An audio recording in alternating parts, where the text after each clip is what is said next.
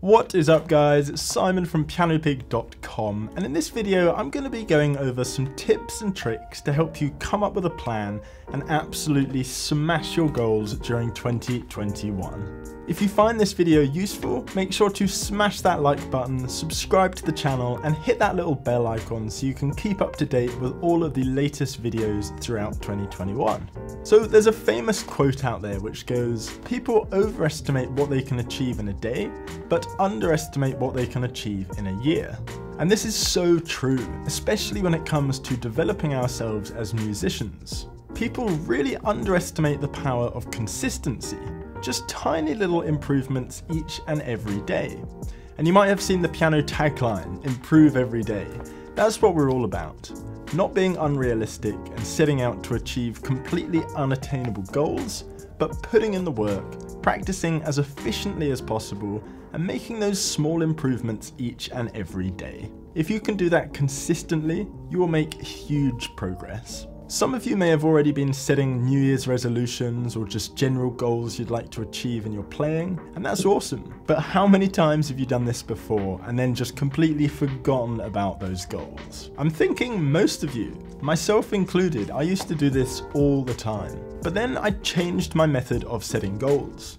The main change was that instead of setting goals for the year, which is quite a long time and very unpredictable as we all know, I started just setting goals for a month at a time. Goals for 1 month just seem so much more tangible and you feel as though there's a real deadline to achieve them, which when we set goals for a year, let's be honest, you feel as though you have all the time in the world and there's really not much pressure to get to work. If instead of setting goals for the year, we set goals month by month, we can achieve so much more. We avoid overwhelm. Our focus becomes much clearer, and we actually feel as though we are making progress with our playing.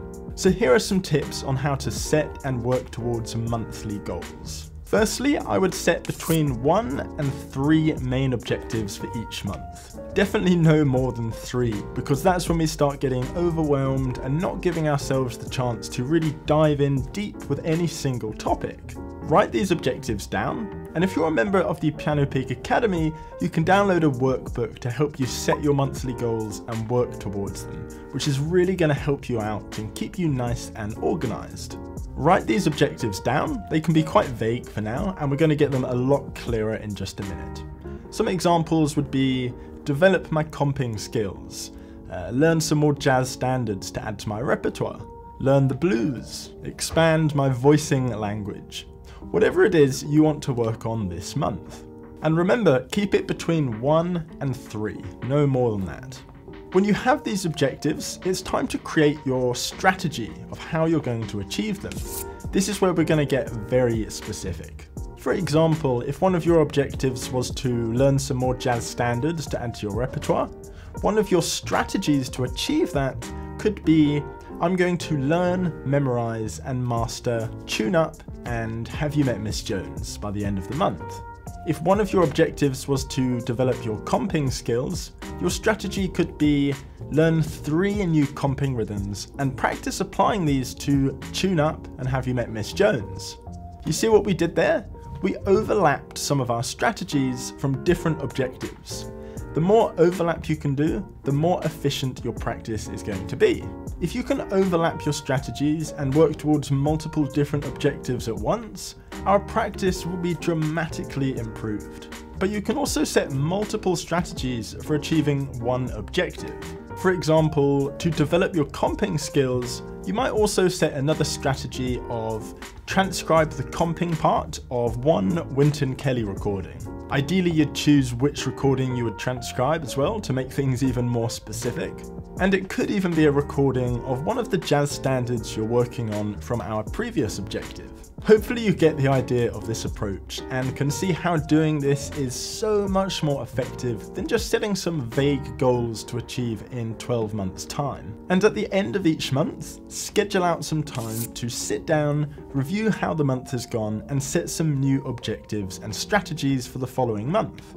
This is really important to do, and sometimes it's actually a good idea to schedule this into your calendar so you don't forget.